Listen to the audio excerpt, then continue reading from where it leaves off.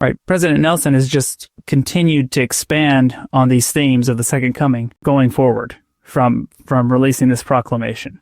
Obviously, this proclamation is a foundation for his continued ministry of gathering Israel and preparing for the second coming. Like, this is all interconnected, like his messaging. Yeah, and part of that is likely because of his personal mission and the righteous desires of his heart to really, because, we've talked about this before, he has always been, from his early days as being called as an apostle, really focused on gathering of Israel. I mean, that's certainly been part of his personal mission and errand from the Lord.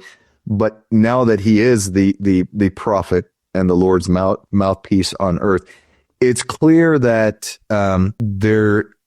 there is some synchronizing here of what's happening, because he has had a zero focus, laser focus on this. Synchronicity. And now that he's prophet, I think the Lord is saying, hey, time to pick things up a bit, time to move things along here a little bit. And that's due to probably multiple factors. The position the church is in now, and it's well established.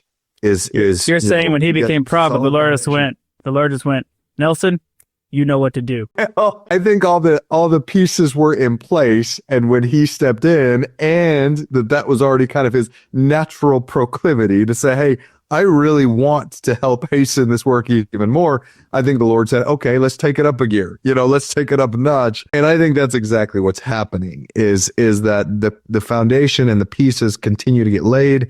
And as individuals with certain skill sets and certain kind of errands from the Lord get put into these positions, he says, okay, time to accelerate, time to move it forward a little bit more, time to move the ball down the field, so to speak, a little bit more. And I think that is what's happening with President Nelson. And another interesting line to point out is, we declare that the promised restoration goes forward through continuing revelation. So this is another one of President Nelson's themes, is the restoration is ongoing. And it's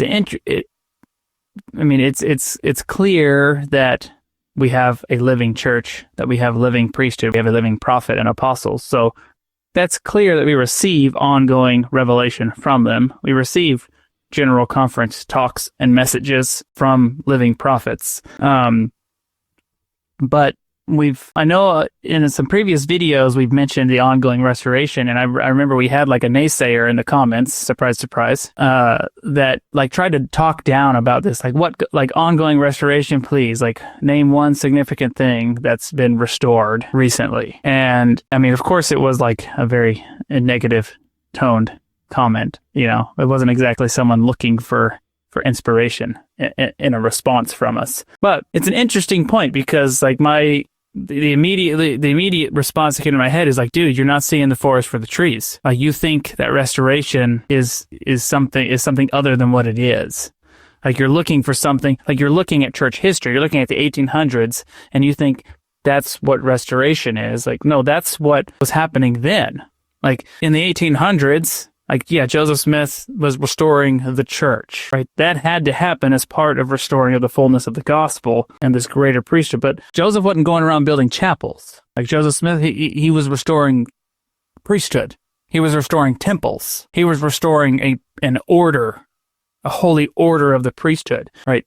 They organized the Stakes of Zion around Missouri. They had this idea of infrastructure, but the whole, the church was built out really from Salt Lake under Brigham Young.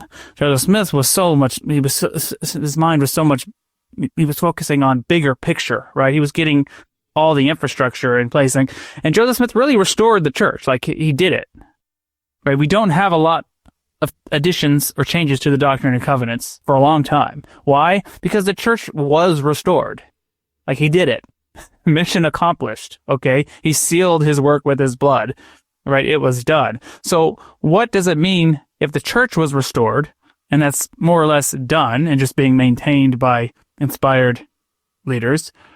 Well, then what is the ongoing restoration?